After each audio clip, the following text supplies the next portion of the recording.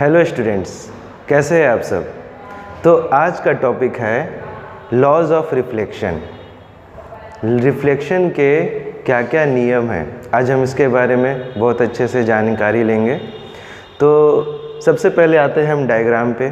मैंने ये डायग्राम आपको लास्ट क्लास में भी बताया था। तो इस डायग्राम को सबसे पहले क्लियरली समझिए। ये एक प्लेन मिरर है, मान लीजिए ये क्या है, एक प्लेन मिरर। ओके, ये क्या है, ये है एक प्लेन मिरर। ओके, और इस प्लेन मिरर पे हम एक रे ऑफ लाइट को इंसिडेंट करते हैं।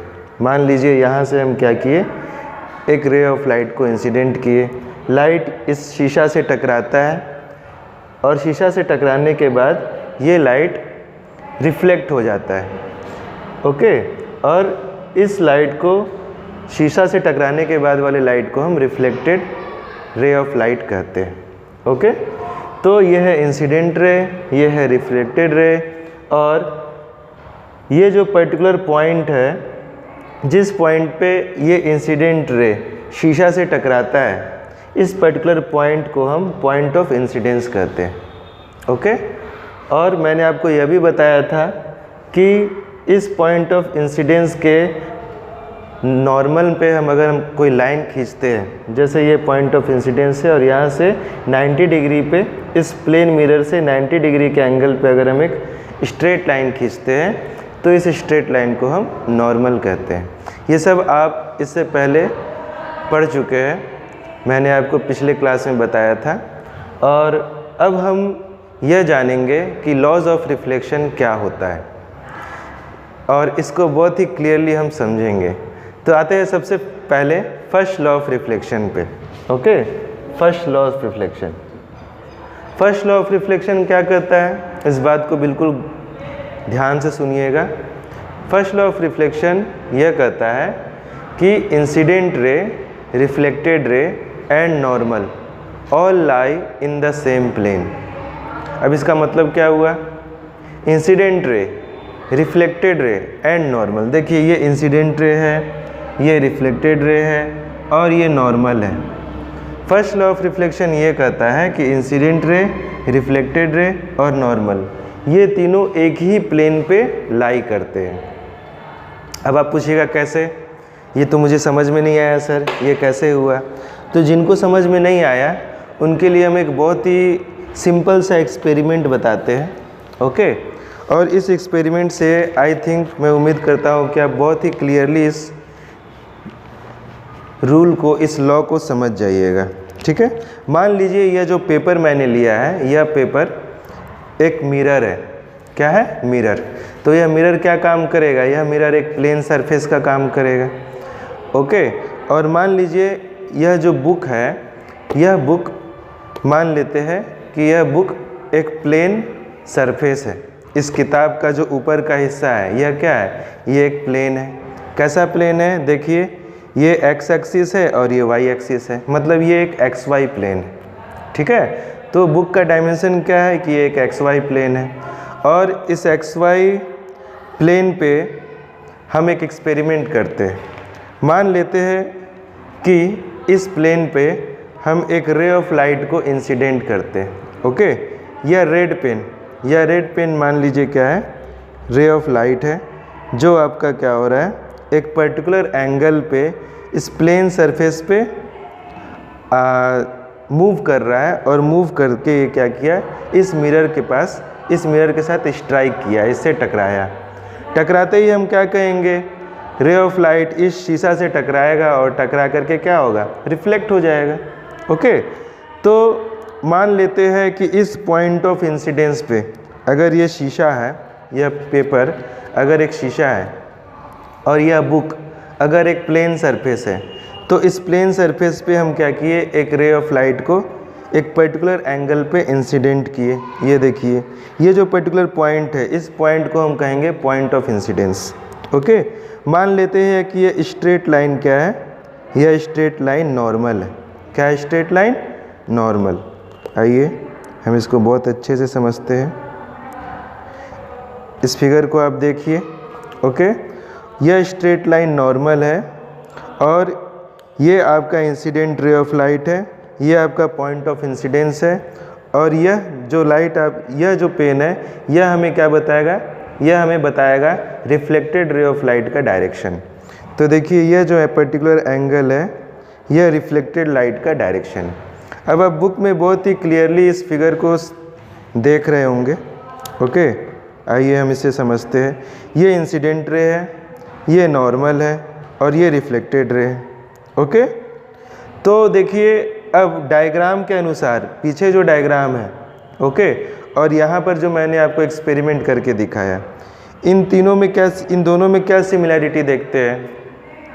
ओके, यहाँ पर इंसिडेंट रे, रिफ्लेक्टेड रे क्या कर रहा है, शीशा से टकरा रहा है एक प्लेन सरफेस से। यहाँ पर हम इसे शीशा मान लेते हैं, इसको हम इंसिडेंट रे ऑफ लाइट मान लेते हैं। ओके, इस पेन को हम क्या मानते हैं, incident ray of light. Okay, शीशा से टकराया और टकराने के बाद क्या हुआ, यह जो दूसरा पेन है यह रिफ्लेक्टेड रे बताएगा। ओके, और यह जो पेंसिल है, यह पेंसिल हमें क्या बताएगा, यह पेंसिल हमें नॉर्मल बताएगा कि यह पेंसिल क्या है, यह नॉर्मल। तो अब हम क्या देखते हैं कि incident ray of light, normal और रिफ्लेक्टेड रे तीनों एक ही प्लेन पे लाई कर रहे हैं। देखिए ये तीनों, दो पेन और एक पेंसिल, क्या एक ही प्लेन के ऊपर लाई कर रहा है। बहुत क्लियरली हम इस डायग्राम को देख सकते हैं और समझ भी सकते हैं कि इंसिडेंट रे, रिफ्लेक्टेड रे और नॉर्मल, ये तीनों एक ही प्लेन पे लाई कर रहे हैं। वो प्लेन क्या है, वो प्लेन है बुक का ऊपर का सरफेस। ओके, जिसको हम क्या कह सकते हैं, जिसको हम एक XY प्लेन भी कह सकते हैं।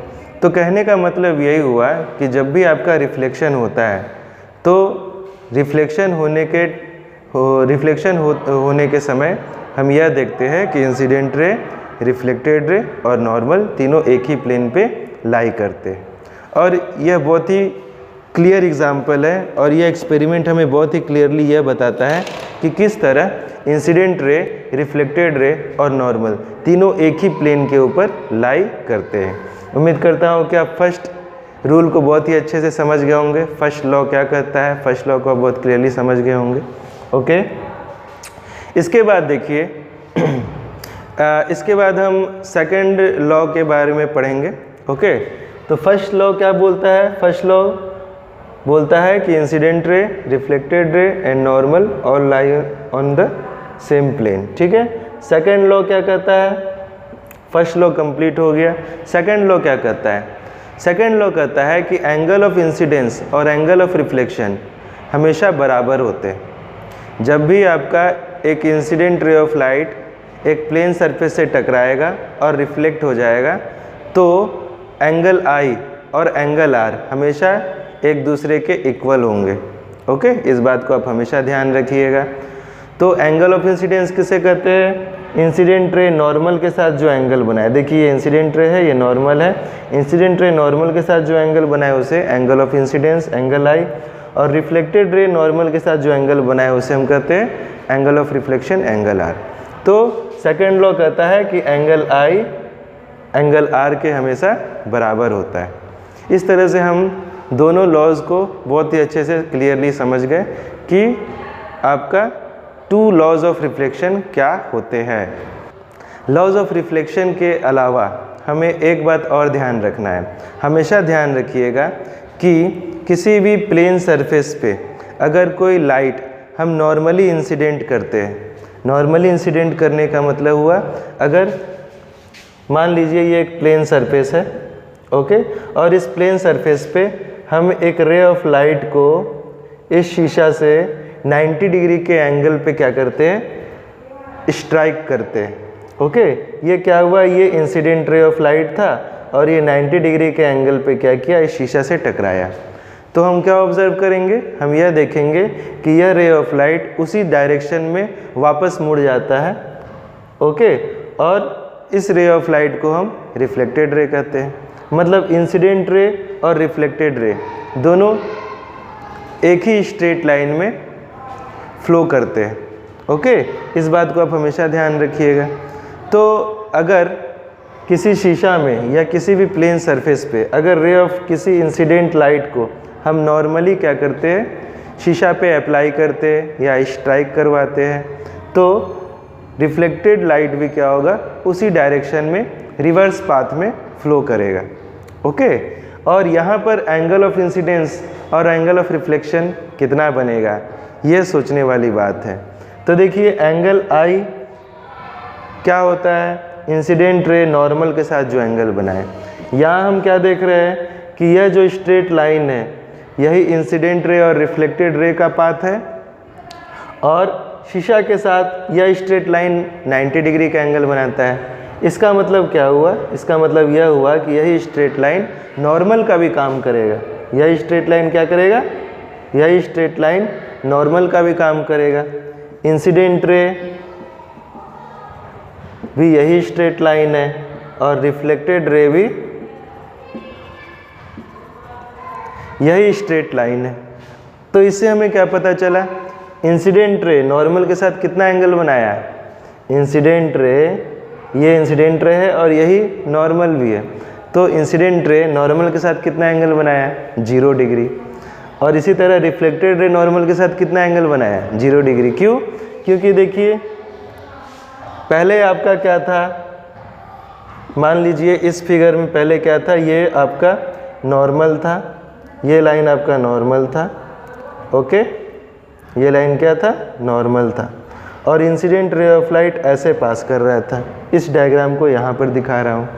अब क्या हो रहा है, ये रे ऑफ लाइट आपका धीरे धीरे क्या हो रहा है, मूव करते करते इसी नॉर्मल पे क्या हो रहा है, मूव कर रहा है। तो अगर यहाँ पे एंगल आई था तो ये एंगल धीरे धीरे घटते घटते क्या हो गया, 0 हो गया ना। ओके, तो इसलिए मैं क्या कहा, मैंने यह कहा कि एंगल आई और एंगल आर दोनों क्या होते हैं, 0 डिग्री के बराबर होते हैं। कब, जब रे ऑफ लाइट नॉर्मली एक प्लेन सरफेस से स्ट्राइक करता है तब। हमेशा इस बात को ध्यान रखिएगा, बहुत ही कॉन्सेप्चुअल है, थोड़ा दिमाग लगाइएगा, थोड़ा माइंड लगाइएगा। मैंने जो बताया कोशिश कीजिएगा उसको समझने का कि मैं आपको क्या बताना चाहता हूँ। वीडियो अगर समझ में नहीं आया तो दोबारा देखिएगा, फिर देखिएगा, लेकिन समझिएगा ज़रूर, क्योंकि ये आपके बोर्ड एग्ज़ाम के लिए बहुत इम्पोर्टेंट है।